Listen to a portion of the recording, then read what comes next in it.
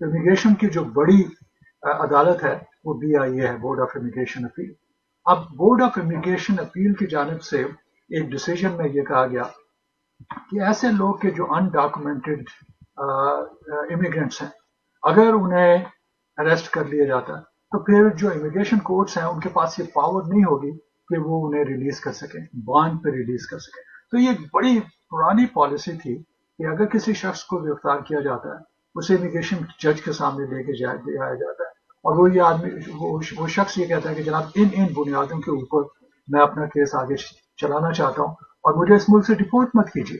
اب ہوتا یہ ہے کہ ایسے کیسز کئی دفعہ 2 سال، 3 سال، 4 سال، 5 سال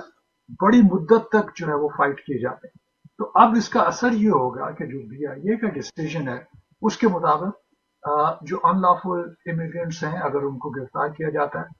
تو جج سے یہ پاور لے لی گئی ہے، امیگریشن جج کے پاس یہ پاور نہیں ہوگی تو وہ یہ کہہ سکے ٹھیک ہے میں آپ کو ریلیز کر رہا ہوں، بانڈ کی اماؤنٹ کتنی ہے، 10,000 ہے، 15,000، یہ جمع کروا دیجئے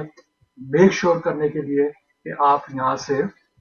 آپ کورٹ میں اپیئر ہوں گے اور باقاعدگی سے اپیئر ہوں گے، اور اگر نہیں ہوں گے تو آپ کی بانڈ کی جو منی ہے وہ ضبط ہو جائے گی۔ تو یہ کوئی پرانا طریقہ کار تھا، اور آپ کو معلوم ہے کہ ہیومن لیول کے اوپر بھی اگر اس کو دیکھا جائے تو اس کے